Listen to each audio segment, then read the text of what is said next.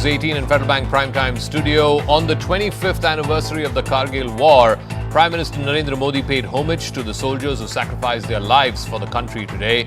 And on this day, Prime Minister Modi also chose to defend the controversial Agnipath scheme. Ever since its inception back in 2022, the government has been facing massive criticism from the opposition over the scheme.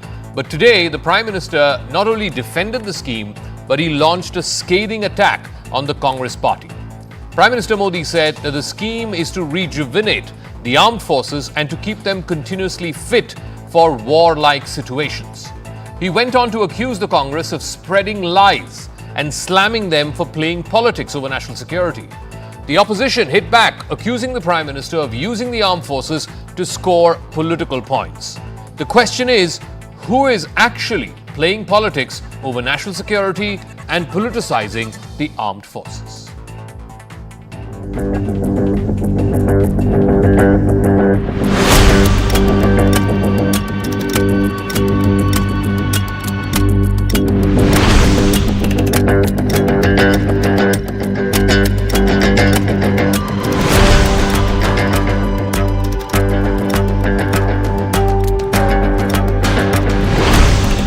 राजनीति के लिए नहीं, राष्ट्र नीति के लिए काम करते हैं।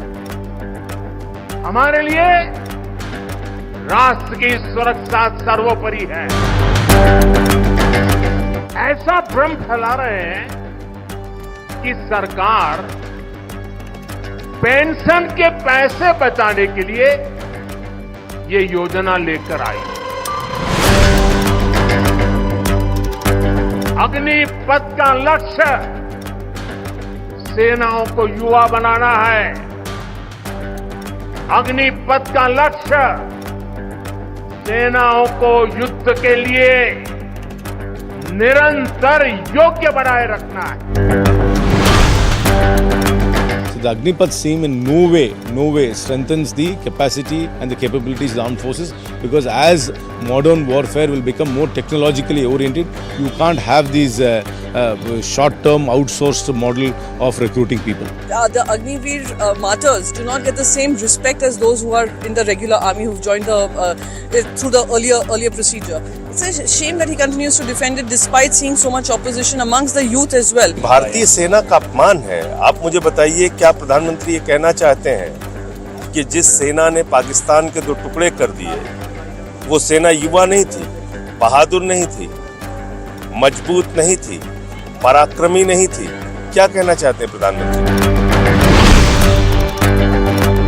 जो जवान फौज होती है उसको बरकरार रखना बहुत ज़रूरी होता है, और मेरे ख्याल से जो अग्निपथ और अग्निवीर योजना जो है ये बहुत उसके लिए कामयाब होगी। और मुझे ऐसे लगता है ये कमेटियां और ये तो पॉलिटिकल जो माइलेज लेना वो दूसरी बात होती है।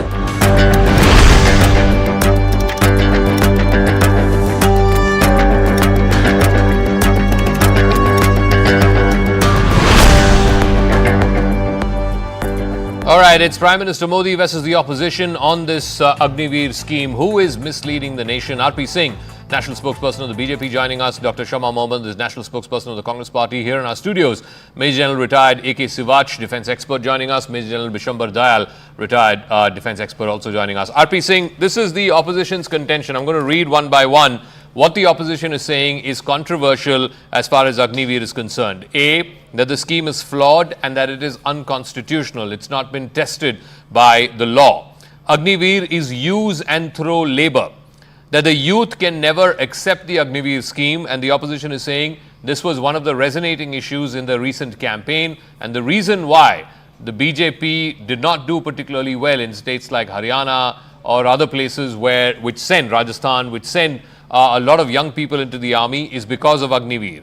And this is creating an artificial divide between those who are regular Jawans and those who are Agniveer.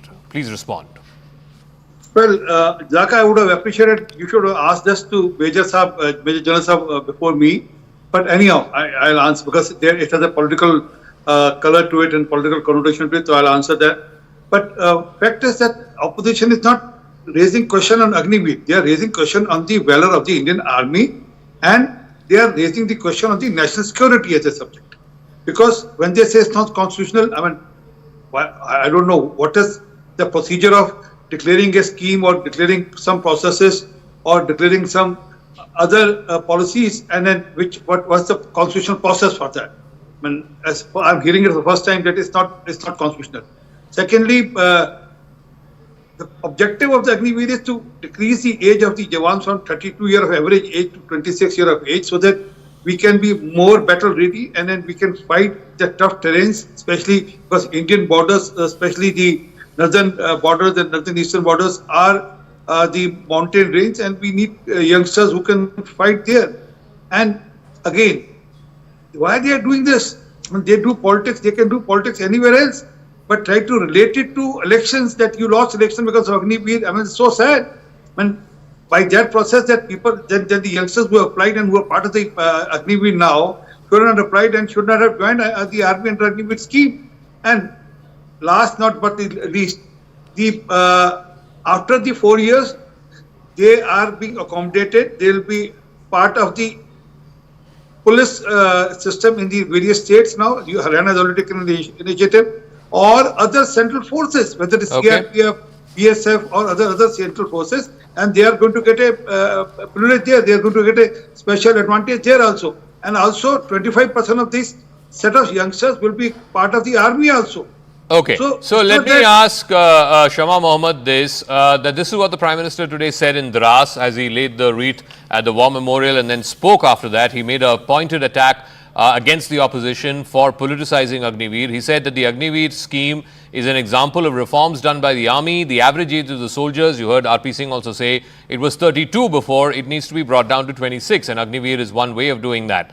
The country has addressed that particular concern through Agnipath. The goal is to make the army younger and fitter and ready for war. The opposition is politicizing a sensitive national security issue for their own personal benefits. Please respond. Okay, a couple of things. First and foremost, today the Prime Minister of India did not need to bring up this issue on a day we all have been celebrating Kargil Diwas. You know that. There is no need to bring up this issue. Now he says the army, it is to make them fit and young. So again, he's insulting the martyrs of Kargil today, saying that they were not fit and young when they fought the Kargil War. We have also divided Pakistan into two. We have a very strong military, and I salute them today. What was the reason for the Prime Minister of India to politicize the event today? What was the reason for him to speak about it? I thought in his third term, he would bring about consensus. He would talk more about how we can bring India together, how we can go forward with employment and various issues which we are facing recently. That is what I thought would happen. Now, let me ask the RPN Singh one thing. General Narwane. RP Singh, not RPN Singh. Sorry, yeah. RP Singh. Sorry, that's my mistake. General Narwane is not from the Congress party.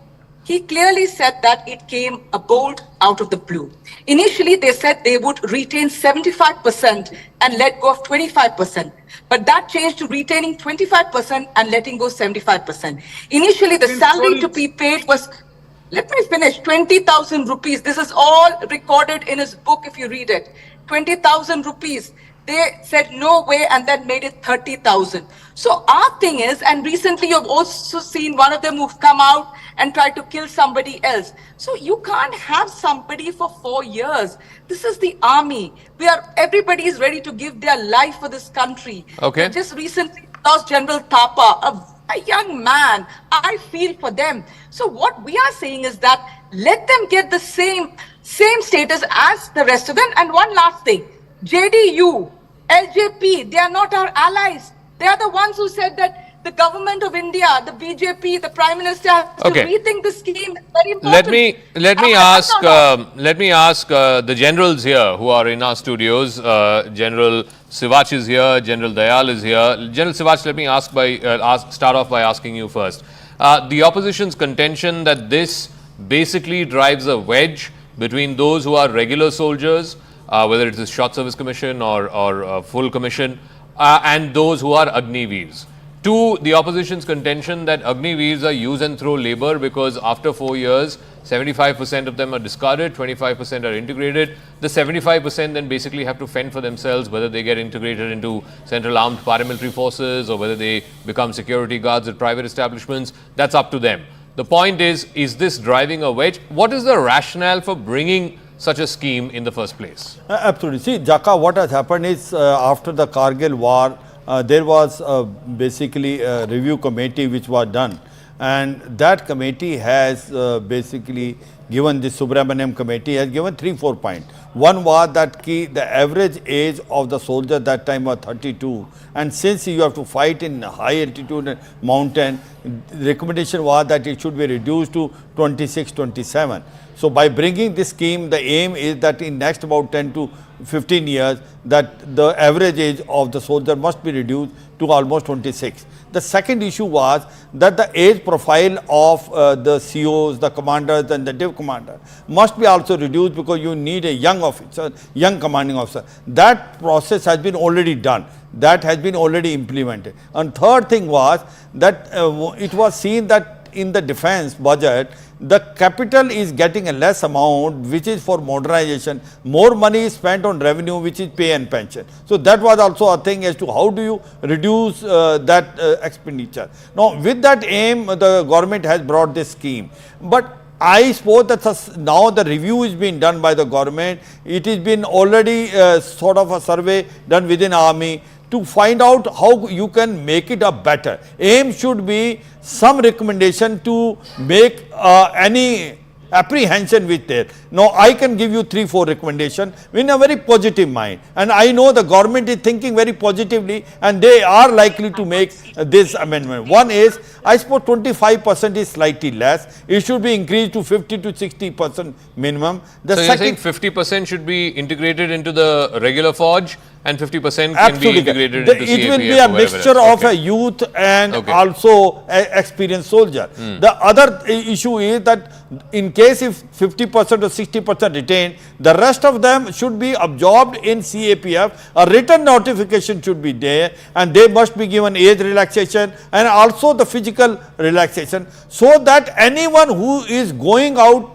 after 4 years must be completely absorbed in CAPF. Now another point, Jaka, third point is that this 4 years possibly slightly less, increases to 7 years, because you will not able to make full use of a soldier. In 4 years it takes time for regimentation, it requires a combat training in the unit itself. I suppose 7 years will be a very important thing. So you've made two very interesting points. One, increase the duration from 4 years to 7 years. The other, increase the number who are absorbed into the army or any of the defense forces from 25% to at least 50%. But here's the math. Let me ask General Dayal. The reason, one second, the reason why, even though, you know, BJP spokespersons are not, are loath to saying this, but let's look at the hard, cold numbers. General Sivach also mentioned about the hard facts are this. The Defence Ministry budget, the budget that was just presented 3 days ago, Nirmala Sitharaman presented Union budget for 24-25. The total allocation for defence, the defence budget is 6,21 crore 940. The share of pension, just pension and pay in that, sorry, just pension, forget about pay, just pension paying for retired armed forces personnel is 1,41,205 crores, which means about a quarter, about 22, almost 23% of the defence budget is simply funds that are allocated for pension. You cannot have such a scenario going on and on. This year, it has increased by 2.17% compared to last year. If you increase at 2% every year, then by 10 years' time, you would have increased it by 20%. That is not a mathematically sustainable model for any government. Forget about the Indian government, any government. I think you asked me a very financial question, right? So let me answer financial only. When the country had a GDP of $590 billion only, the same threats were there, the same burdens were there, the same pension was there. And the threat, 1993 treaty had been signed between us and China, which China violated, right? So that means in LAC there was a relative peace, calm, okay? And Pakistan had been quite beaten back, and there was no Kargil till then. So if you could afford, and all modernization went there. If I go into the modernization of armed forces, you will not be able to count. We started the missile program in 1980s, that time, right? So today when you are looking at $5 trillion India, when you are looking at India, which has got major security threat, where 4,000 kilometer LAC is live, where more than 1,000 kilometer of LOC is live. No country has that threat, friend. So my question is now, and I'm not here as an economist, and I wouldn't say compromise because of this. When countries grow, finances grow. We used to have 3% of the GDP on the defense expenditure. Today, if you bring it to 3% GDP, you will modernize the army in no time. There are many ways. I've even said that let's consider creating a fund, modernization fund. We gave a paper to none other than the then defense minister, Mr. Parikar, when I was chairman, National Council Defense and Aerospace. There are various ways. This was not the way. The scheme was not thought through. The scheme was half-baked. The scheme was not a pilot project, was not carried out. The 3C did not look at the issues which will affect you. See, armies, the soldier is the strongest weapon of our army. His indomitable spirit, his training, his regimentation, his ethos, it doesn't come overnight. You don't have a policeman in Delhi police who is 6 years. Please reduce the training of these 6 months to Delhi police, to the Haryana police, BSF, everybody. You reduced our basic training. That means the transformation period, which training and transformation has been cut. So he is not fully transformed. Then is the period when we say that the soldier is getting embedded. That period was 4 to 5 years, and then he excelled. Your Indian soldier, I must tell the nation, was driving a tank, which a officer drives in Soviet Union, Russian army. Officer, 4 years trained officer drives. He was handling a AD system, a 10th, 12th class boy, which a trained, highly 4 years trained officer does in the Russian army. Okay. Your soldiers, our basic ethos was training, motivation. We didn't win Kargil because we had superior weapons. I will take 1 more minute, sorry. We got to look at the issue completely. This was not driven by the armed forces. This now people are trying to prove it, and I would not blame some planners. They came out with this scheme. Let's not involve the Prime Minister. Let's not involve the politics. Let's look at it. Where are we going from here on? Okay. The passion in the rural society. That's a separate matter. That's a separate matter. Let me ask RP Singh to please respond to what General Dayal has said, that this was not thought through. He's not the only one. General Naravane has said this in his book. Of course, the book did not entirely come out in print, but he said that this was not consulted, that the armed forces, especially the Navy and the Air Force, the Army at least, there might have been some level of consultations, but the Navy and the Air Force had no clue that such a scheme was being put into place. So please respond to that. And also the point that both the generals have made, that A, you have to increase it from at least 4 years to 7 years, and more importantly, 25% being recruited into the army is too less. You need at least 50%, if not more. Well, both the generals are very learned generals, and both have served the army, and salute to both of them. But fact is that all of this issue has been discussed since 1989. This move of reducing the age of the army started way back in 1989, and from there it was being discussed at various levels within the army, and then it was forwarded to Defense Ministry. It's not that it came from the government or it came from the Defense Ministry. It was the other way around, that it was from the journals and from the people who matter in the army. They suggested it. I'm not aware whether of the details, whether it was discussed with the Navy or not. I mean, as per me, it would have been discussed with Navy and Air Force and Army, all three segments of the forces. But again, General Saab, there is always a room for improvement. I mean, I'm for it that there is always a room for improvement. And yes, government can take suggestions, give suggestions. Obviously, this program is being watched by the government officials also. And then obviously, they will take your suggestion. And otherwise also, you can always write, and General Dayal can also send the suggestion to the Defense Minister directly and say whatever they want to say, how to improve the scheme. But there are schemes of this sort in various countries. Not only in India. I mean, there are schemes almost the similar sort, or even with a shorter term of the services in various countries. Okay. But that point aside, give me a second. That point aside, I'm still on with the generals, both the generals, that if there is a room for improvement, we can improve it. But I request the Congress party spokesperson and their leaders also, don't politicalize it. Don't politicalize army. I mean, it's sad, I have to say this. This is agenda of some people abroad, which you are following here. Okay. To politicalize everything, which is very sad. Dr. Shama Mohammed, you know, one of the contentions that the opposition has been making, that is this an unconstitutional scheme. It was not passed in parliament. It doesn't stand the test of law. Here are the various legal challenges that have been brought forth against Agnipath. On 28th February 2023, the Delhi High Court ruled, and I quote, "Scheme is in the national interest to ensure forces are better equipped." On the 10th of April 2023, the Supreme Court did not interfere in the High Court judgment which upheld the scheme as a well thought out one. On the 22nd of December 2023, this matter was challenged in the Kerala High Court. The Kerala High Court ruled as follows: no reason to interfere as long as there is no infringement on fundamental rights. To say that this doesn't stand legal scrutiny is wrong, is erroneous. Okay, so let me put it. Now, when the Sabrimala issue went to the court, what was the judgment and what happened in Kerala? So you have to understand, court goes by what presentations are made to the court. They go by the book. You have to understand that. So the issue out here is, Zakka, that this is for the country. The soldiers are sacrificing their lives for our country. We can't have anybody or any soldier there for just 4 years and then tell him get lost. And that too, why don't you retain 75% of them? Why only retaining 25%? He's saying the issue, somebody mentioned about the budget. You yourself said that, the pensions to be paid. Why did we have this new parliament building? We didn't need it. Why was money spent on Central Vista? We could have scrapped the Central Vista project. That was a wasted project. What has happened about all these 100 smart cities we were talking about? Where is the bullet train? We want to put money in bullet train. I'd rather put it on the pension of my soldiers. I care. The Congress party cares for these soldiers. See, unlike other countries, we have issues with China on one side. The other side is Pakistan's deep state. Even now, our soldiers are dying there. What are we doing about it? How much of intelligence failure is happening in Jammu right now more than Kashmir?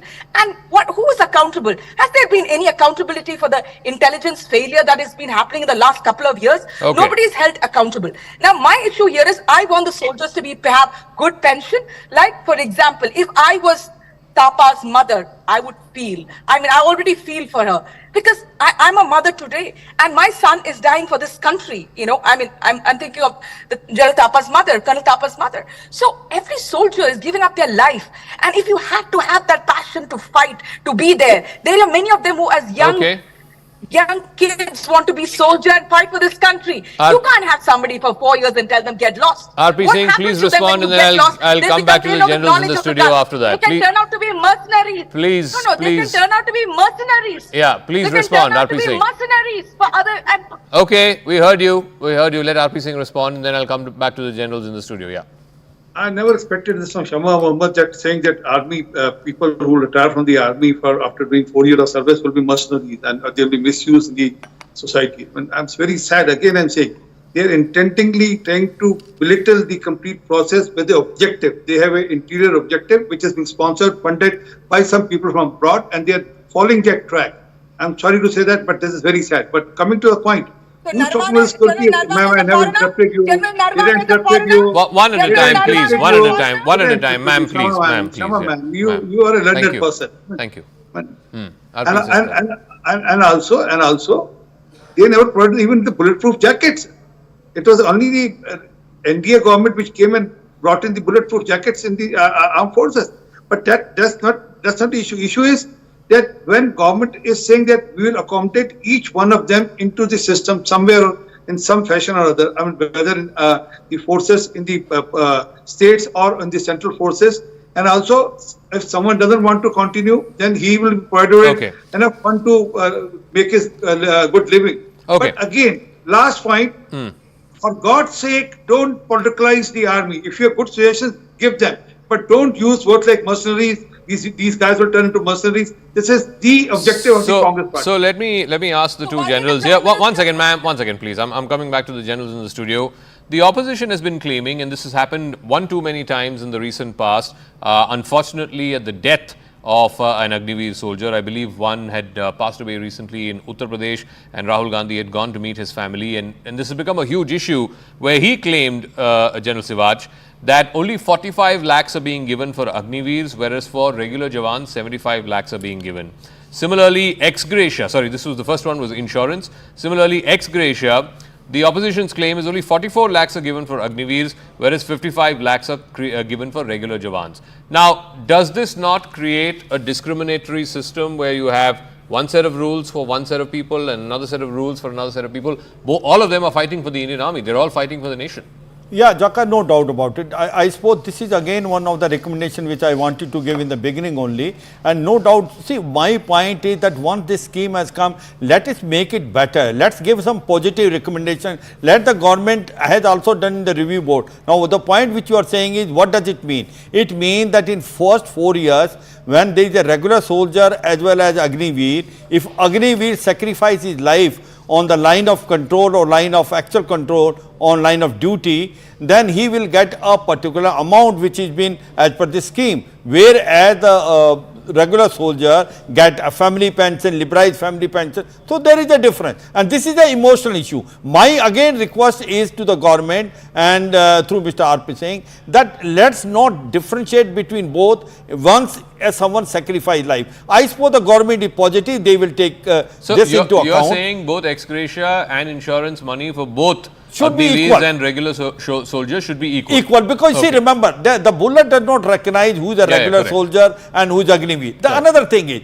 remember that any soldier who is sacrificing his life today on line of duty knows that this country will look after his family, and that is a great motivation, and he never thinks twice to lay his life. I suppose that can be taken. And my Jaka point is, the government is very positive in these recommendations. These recommendations have come from the army also. They are thinking positively. I am sure in time to come, certain things will come and they will come positive. So aim is not to become a negative, think positively, make this project more viable and positive. The another thing is, consider is a pilot project. For after 4 to 5 years, after all, no scheme can be foolproof. Correct. Carry out the recommendation and modification and make it as good as feasible as possible. So General Dayal, the argument given forth by government, and I suppose some of this argument has also come from the armed forces or the bureaucrats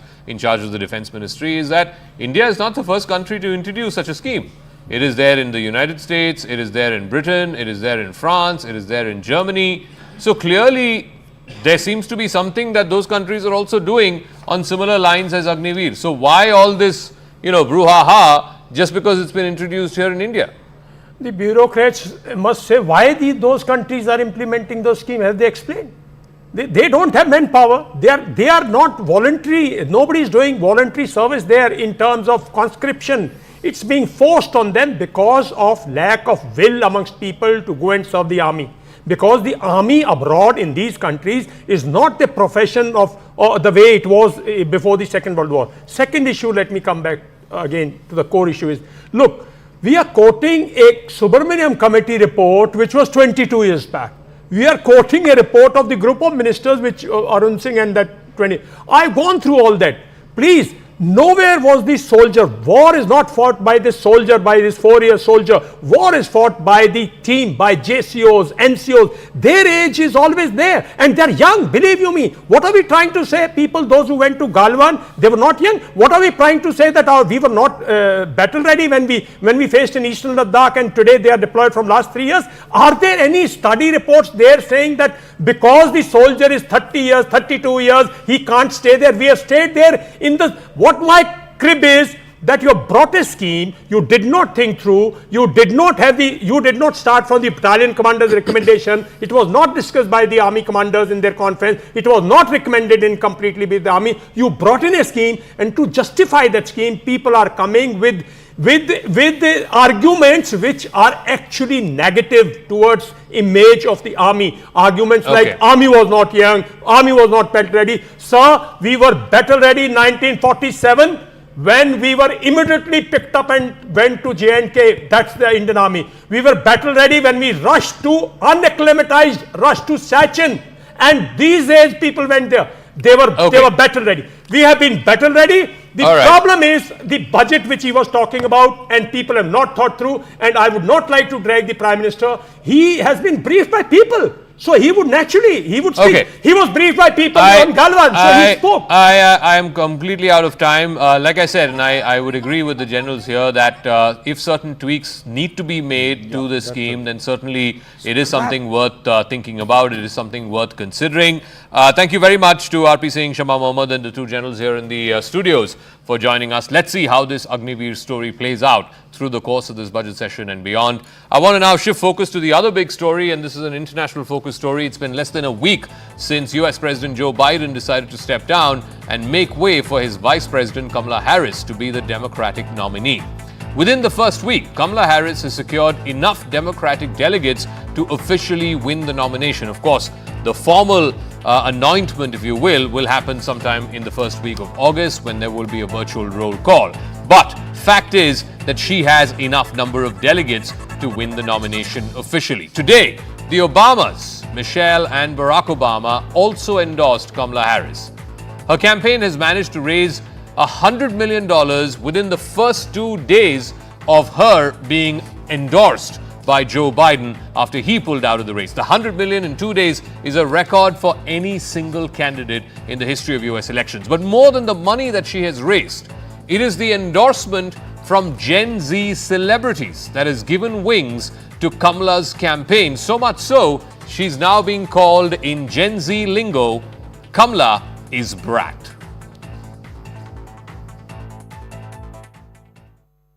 You think you just fell out of a coconut tree? You exist in the context. After Kamala Harris announced her bid for president, she reportedly raised a record-breaking $100 million in campaign funds in just 2 days. But her most culturally powerful endorsement may have come from a single tweet, as nearly all the Democrats rallied behind the vice president, offering her support in tweets and in TV interviews. One unlikely voice chipped in. The British pop singer Charli XCX. She tweeted, "Kamala is Brat." That is high praise from a musician who released an album also titled Brat last month. Brat is not just a name, it's a lifestyle, one that is inspired by excess and the rave culture of the noughties. The typical brat, according to Charlie's own explanation on TikTok, is just like that girl who's a little bit messy, likes to party, and maybe says some dumb things sometimes. But she is someone who feels herself and then also maybe has a breakdown in the process, but kind of parties her way through it. Perhaps most importantly, Charli chose a neon lime backdrop for her album cover. It was both sickening and sweet at the same time because it represents both the highs of a long night out and the impending crash of a hangover. Soon after receiving Charli's approval, the Harris campaign's official Twitter page @KamalaHQ changed its backdrop to Brat Green. Charli's song 365, which is an ode to bumping that, meaning beats and club drugs, is now the soundtrack to one of Harris's TikTok videos. Now, Harris is not the first politician to ride on young people and use their celebrity status to try and court the youth vote. It is like walking a fine line between A, speaking the language of Gen Z, and grasping them for their relevance. Millennials, for example, back in the 2016 race, considered Hillary Clinton's infamous Pokemon go to the polls line as peak cringe. Last year, Taylor Swift, who is of course an icon for Gen Z voters, urged her fans to vote in the primaries. She did not say who they should vote for, but just her saying that they should go out and vote drove a huge surge in voter registrations. And talking about Taylor Swift, there's been an unexpected inclusion of Swift in this campaign. J.D. Vance, who's the man hoping to be the next vice president of the United States, the man who's hoping to replace Kamala Harris, made a rather uncharitable reference to Kamala and women like her, calling them cat women or cat ladies, basically women who are unmarried and who do not have children. It immediately led to a huge backlash among women who are not mothers, and once again it brought back the focus on reproductive rights, on abortion, and a woman's right to control her own body.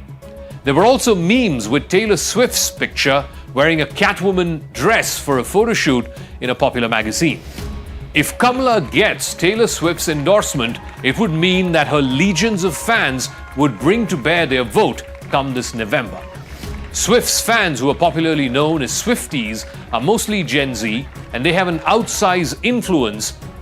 Her tour last year, known as the Eras Tour, reportedly made close to $1 trillion thanks to the craze of the Swifties. So far, there's been little Brat backlash against Kamala Harris, though people who are in a slightly older age frame, above 40, they seem to be confused by the Gen Z adoption of lingo and this whole use of brat phraseology. CNN's Jake Tapper, for example, he did a whole roundtable on this topic and he concluded that he will aspire to be a little more brat. Stephen Colbert, the famous comedian, he took up a brat-themed TikTok dance during his show, The Late Show. Memes do not win elections, but Charlie XCX's tweet livened up this race. It got young people interested in a race which has largely been a duel between a septuagenarian Donald Trump and an octogenarian Joe Biden. But that was not the only Gen Z meme material that Kamala Harris offered. Suddenly, a speech of hers from 2023 in which she speaks to a group of young Hispanics and refers to a joke that her mother used to make about coconut trees and young people, that has also now gone suddenly viral.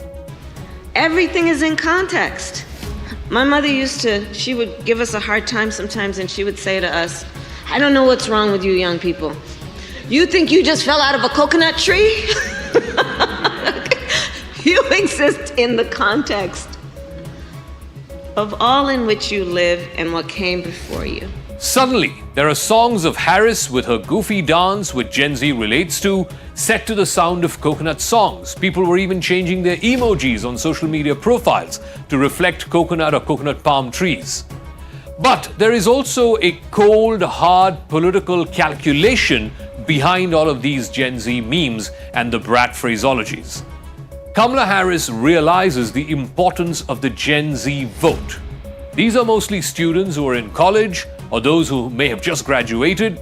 The general sense is that these young folks are mostly those who are disinterested in politics, but when it comes to issues like abortion or world peace, they tend to weigh in with the left. America was recently roiled back in the spring across almost all of its college campuses because of the Israel war in Gaza. The students there wanted to make sure that their voices were heard on Capitol Hill. So from Columbia University, where it started, all the way to Yale and Harvard, across the country, young students camped out protesting against Israel and its disproportionate use of force against civilians, most of them women and children who've been killed since the beginning of this Gaza war. Harris is counting on these young voters to show up at the polling booths in November. The Gaza war is also one issue in which these young voters, Gen Z voters, have been disillusioned with the Joe Biden White House. Kamala Harris wants to appear to the left of Biden on the politics around the Gaza war. Sometimes her comments have been indirectly seen as a rebuke of the president's often frustrating policies on how to stop Benjamin Netanyahu on this war effort.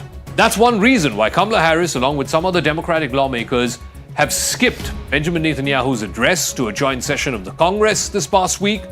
Even when she met with Netanyahu one-on-one in Washington, she made it a point to tell him to stop the war immediately. And her comms team ensured that this talking point got made available to all leading news establishments. Clearly, they had one eye on the Gen Z vote. In fact, Kamala Harris's decision to skip the congressional address by Netanyahu has drawn criticism from Israeli ministers who expressed disappointment at her decision. Kamala Harris has emerged as a forceful voice, oftentimes in the recent past, on the Israel-Hamas war. She's one Democrat politician who doesn't shy away from discussing the plight of innocent Palestinians. In fact, in a civil rights speech that she made earlier this year in Selma, Alabama, which of course is associated with the historic walk undertaken by John Lewis and others, Kamala Harris garnered widespread attention. She called for an immediate ceasefire. She in fact assailed Israel for creating a humanitarian catastrophe in Gaza. The damage that's been done to Democrats has been acute, particularly in key battleground states like Michigan, where there are estimated to be up to 100,000 Palestinian Americans. A substantial number of those happen to be young Democrats who, in the recent primaries, voted against Biden, registering their protest. Democrats are hoping that Harris will be largely free of any stigma associated with the Biden White House and that she can win back those liberals who said that they would never ever vote for Biden, singularly because of his Israel policy. So in the course of the last week to 10 days since Biden decided to drop out, Kamala Harris has realized that she is a highly memeable presidential candidate. She dances in a loose but pretty enthusiastic manner, something that Gen Z can relate to. She has a very idiosyncratic way of speaking. She laughs very easily from the belly, as she says, including sometimes at her own jokes, and that has not always worked in her favor. That is up until now. Because now she has set the internet meme factory on fire. Part of her viral energy feels generated by the very topsy-turvy nature of her campaign itself. Because think about this. Until last week, she was at the broken end of a very frail and tired campaign by an unpopular incumbent president.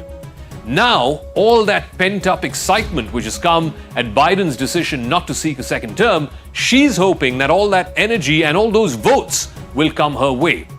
It helps that Harris memes booted up right after Biden's disastrous debate performance back in June. It makes it feel like the internet manifested her candidacy to happen. Her Gen Z boosters are now feeling heady high with their collective power to actually make this candidacy happen. To use Gen Z lingo, Kamala and her band of brats are slaying it.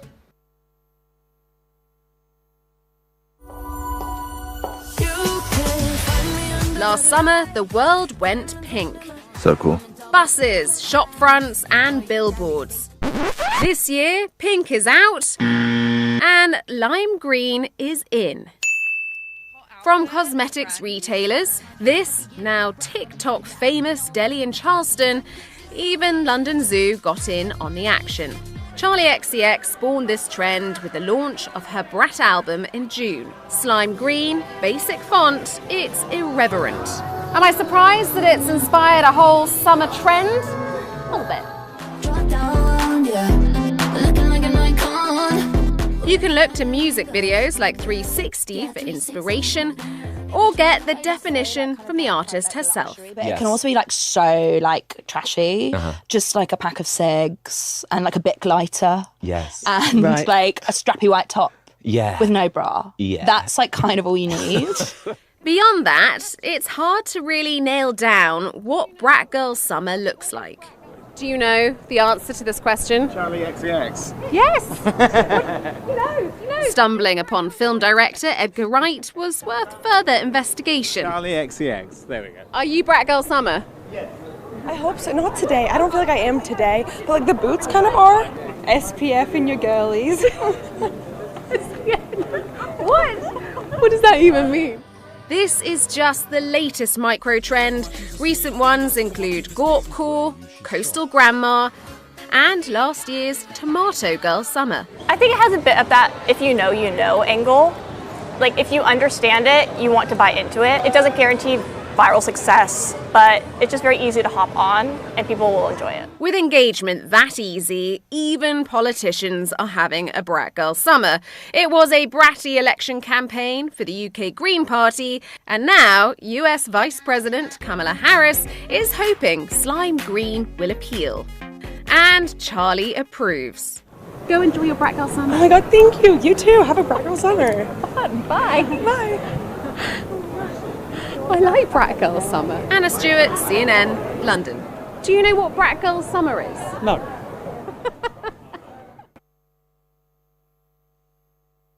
I'ma keep running 'cause the winner don't quit on themselves. Kamala Harris takes the stage in Milwaukee today to the beat of Beyoncé's hit song Freedom. A source close to the vice president tells CNN Harris's team got approval from Beyoncé's representatives to use the song throughout her presidential campaign.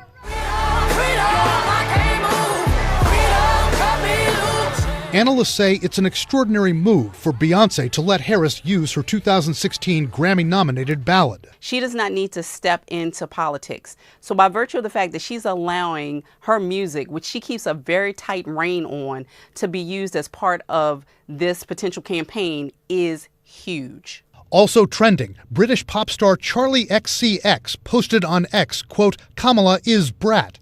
Brat has become a popular trend this summer after Charli XCX released her album by that same name in June. Brat isn't just an album, it's a lifestyle, as the singer herself explained to the BBC. But it can also be so trashy, just like a pack of cigs and like a Bic lighter. Yes. And like a strappy white top. Yeah. With no bra. Yeah. That's kind of all you need. It's a person who's a little bit messy, but very much self-aware and does what they want to do, and you have the opportunity to be who you want to be. There's even a Brat color, a kind of lime green, and Kamala Harris's camp has embraced all of it. The Kamala HQ account on X now has a background photo in that color, and the vice president's name in the same font style as the one on Charli XCX's album. This as the internet is now inundated with coconut memes. They've spiked since President Biden announced he was leaving the race, but have been popular on social media since Harris made this remark at an event last year. My mother she would give us a hard time sometimes, and she would say to us, I don't know what's wrong with you young people. You think you just fell out of a coconut tree? The context of what Harris's mother meant? You're not, understanding that you come from a place, you come from a people. And so people grabbed hold of that, the whole coconut imagery. All of this, analysts say, could galvanize Harris's campaign with a critical part of the electorate. This is sort of a sign and indicative of just the momentum that Kamala Harris has and the Democratic Party has right now, including with a voting bloc that Democrats were worried about, and that was young voters. And Jamie, I also want to talk about this appeal to Gen Z. Right, which is a natural question. Natural question for you. I am here today just for this question. Well, yes, our biggest brat. Yeah. So, I, for the record, I was tipped off about this, what I'm about to share with our viewers, by my 16-year-old who truly daughter, is an actual member of Gen Z. Kamala Harris appears to be leaning into this. The singer Charli XCX tweeted last night, "Kamala is Brat." And this is in reference to her album. It's called Brat. Kamala has branded her Kamala HQ Twitter page with the same aesthetic of the album. That's another Gen Z word, aesthetic. It's even becoming a trend on TikTok. Special Gen Z correspondent Jamie, what can you tell us about? So first of all, just for my producer Elizabeth Stewart, who will spit out her coffee as I say this, I am supposed to say that's Brat. And for those who are not in the know the way I am, that is a cool thing. It has a color. Chartreuse is the color, and Kamala Harris has adopted that for whatever social media page that is. But I have brought some notes because I knew you would want a definition. Okay, here we go. Charli XCX, who I do know, quote, Brat. You're just that girl who is a little messy and likes to party and maybe says some dumb things sometimes, end quote. So it's the idea that we're all kind of Brat and Vice President Harris is Brat? I don't know if you're Brat. I think you aspire to be Brat. Right. Jake. You don't just become Brat. Oh, okay.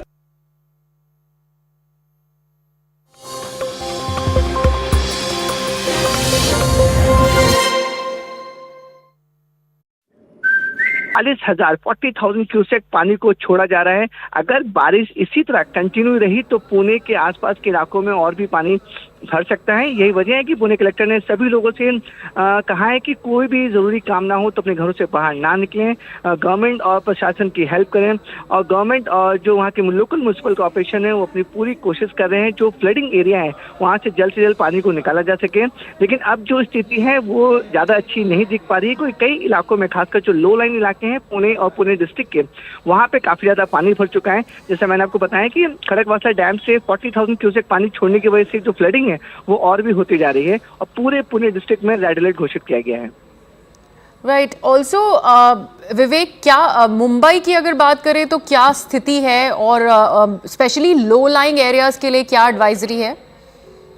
देखिए, अगर खाली हम मुंबई की बात करें तो सुबह 8 बजे से पहले मुंबई में येलो अलर्ट था, लेकिन कंटिन्यू बारिश होने की वजह से अब जो है वो जो येलो अलर्ट है वो ऑरेंज अलर्ट में कन्वर्ट हो चुका है। और आईएमडी के लोगों का कहना है कि सुबह 10 बजे तक ये येलो अलर्ट होगा। 10 बजे के बाद फिर से मॉनिटरिंग की जाएगी सिचुएशन को, उसके बाद कॉल लिया जाएगा कि येलो ऑरेंज अलर्ट को आगे मॉडिफाई करना है या नहीं।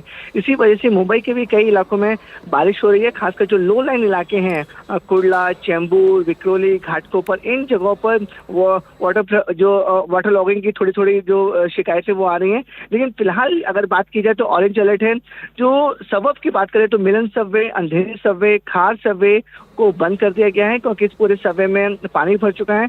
और यही कोशिश की जा रही है कि जो बीएमसी ने मानसून से पहले जो तैयारियां की थी, हर जगह वाटर पंप लगाए गए हैं, उन सभी वाटर पंप के जरिए से पानी को निकाला जाए। लेकिन ऑरेंज अलर्ट होने के बावजूद भी मुंबई और आसपास के इलाकों में तेज बारिश हो रही है। नवी मुंबई और थाने, इन दोनों डिस्ट्रिक्ट को रेड अलर्ट में रखा गया है। वहां पर भी बहुत ज्यादा तेज बारिश हो रही है कल रात से।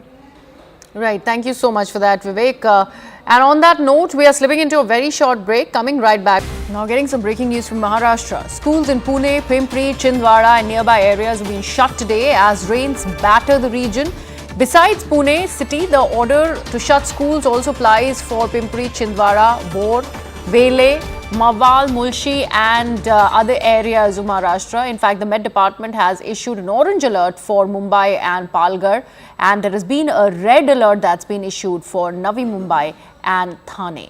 My colleague Yesha has more details. Yesha, what is the situation of the rainfall in the region? And now that we see orange and red alert in various places in Maharashtra, what is it looking like for not just the schools being shut, but also for general colleges and offices that will be allowed to function? So when you speak of the situation of rains in not only Mumbai but various parts of Maharashtra, as of now, of course, heavy rains continue in most of the parts of the state. Particularly when you speak of Pune, Mulshi area, as well as Baudhan, apart from that Raigad area, is where we've seen waterlogging. In fact, in several places in Pune, waterlogging is there's 2 to 3 feet waterlogging, where there are several NDRF teams which have been deployed in and around Pune to rescue people. Apart from that, of course, there are we also see that there is a heavy rain alert for the next 48 hours. In the entire state of Maharashtra, in Raigad as well, we see that heavy rains have been experienced, which is where not only Pune but also Raigad, schools in Raigad have also been declared off for today, considering the heavy rains. Yes. Also, Yesha, what is the situation looking like in Mumbai? Considering a little bit of rain, especially in low-lying areas, really spells a lot of havoc there. It is a trouble for commuters, to say the least. So, what is the situation there?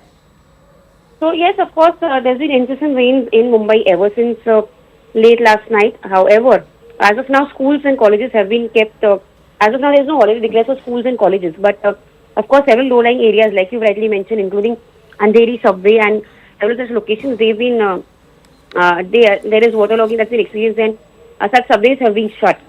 So yes, though we see that when it comes to local trains, it's the lifeline of Mumbai. That in fact impacts the most. That impacts the commute most in Mumbai. As of now.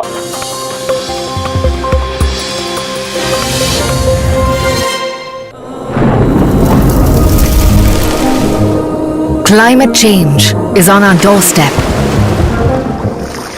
It's time for a revolution to take root. And it starts with 1.4 billion Indians. It starts with one tree for humanity, one tree for Mother Earth, one tree for our future. Project One Tree, a News 18 network initiative.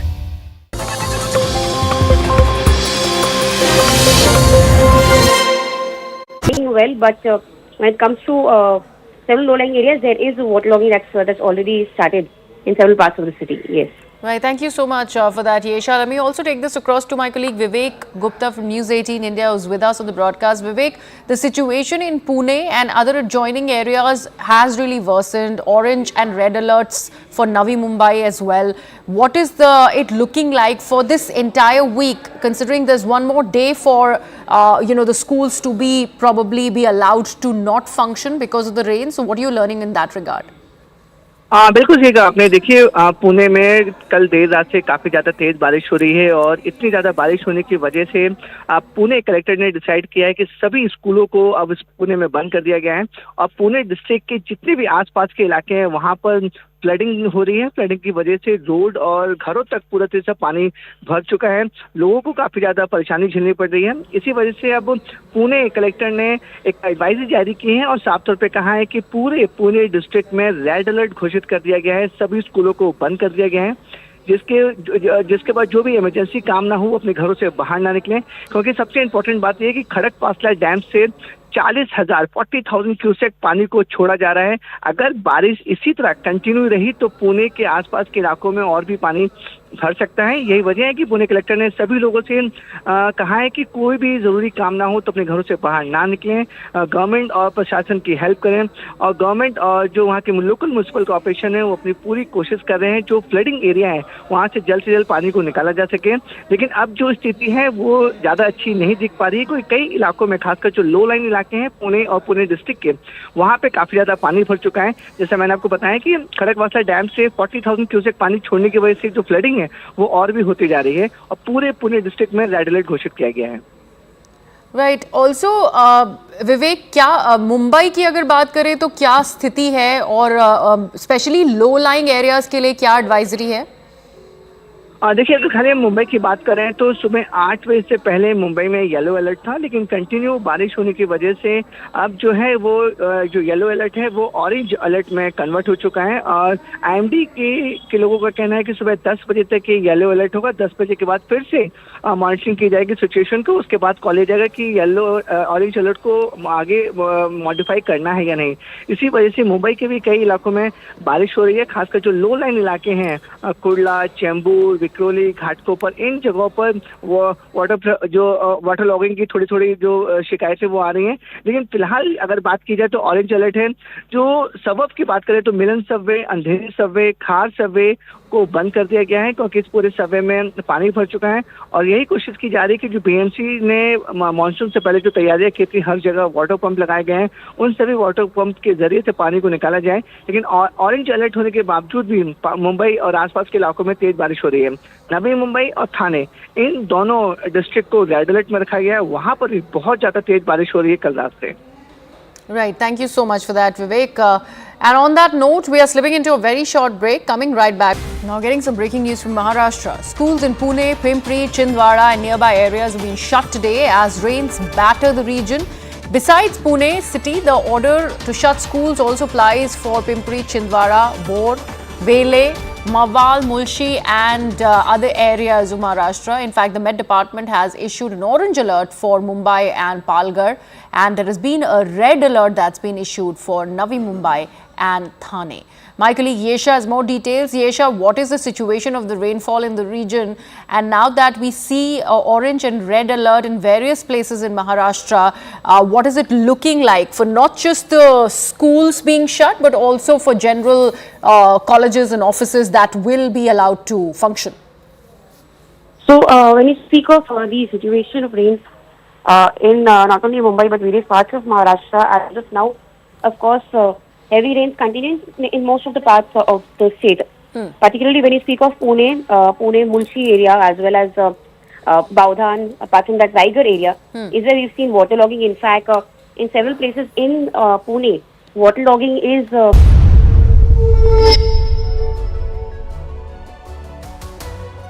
Hello, Namaskar. This is First Post and you're watching Vantage with me, Palki Sharma.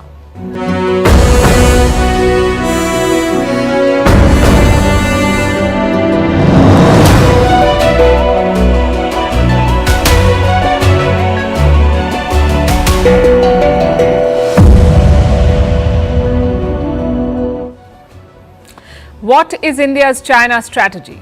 Is China serious about the border talks? Can India effectively challenge China while also depending on it? We ask because the two sides have been talking. The foreign ministers have met twice in 3 weeks. China has made demands, India has issued statements, but to what end? We'll discuss that tonight. In the US, Kamala Harris is surging in more polls. The Trump camp is sharpening its attacks. The childless cat lady